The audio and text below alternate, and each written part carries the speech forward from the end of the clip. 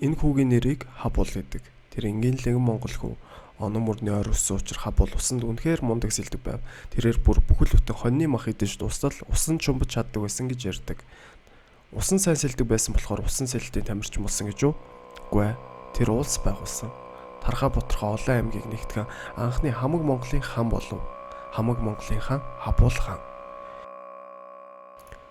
Нэгэн өдөр Алтан улсаас илч ирж Алтан улсын хаан түүнийг найранд өрсөн урилгыг өгөв.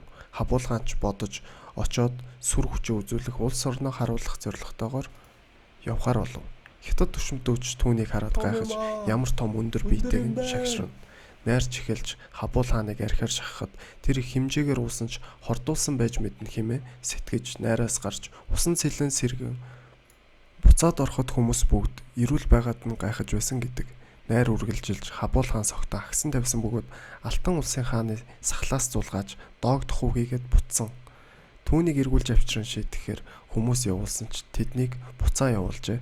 Алтан улсаас их цэрэг хөдөлгөөн дайрсан боловч хүний тоогоор хамаагүй бага хэдий ч их цэрэгийг буц цохиж улмаар цаашлан 27 цайз бомбыг эзлэн авсанд Алтан улс арга буюу эвлэрлийн гэрээг хийжээ.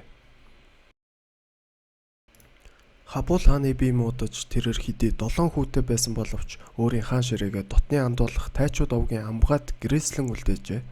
Энэ нь улс орныхоо төлөө хийсэн үйлдэл байсан бөгөөд дотоод дэвнэгдлээ хамгаалахын тулд нэгдсэн олон аймаг үндэсний нэгэн хүчрэхэг төлөөлөл болох тайчуудын итгэлийг олох арга байжээ. Амбгаа хааныг татарууд найрамдал байгуулах нэр хэдлэр хуурав. Тэр аргад нь Амбгаа хаан орж татартаа ураг барилдан огноо хүргэхээр очжээ.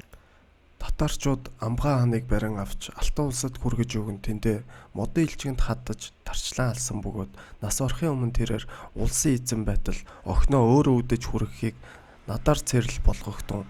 Би Татар аймагт баригдав 5 хурууны хумсыг тамтартал 10 хурууга барагдтал миний өшөөг авахтун гэж хэлэн Хабул хааны хүү Хотуулыг хаан болгоорой хэмээн загчээ.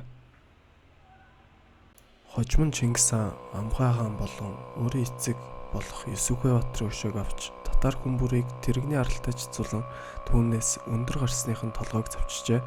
Тэр үеийн тэрэгний арал 90 орчим см байж.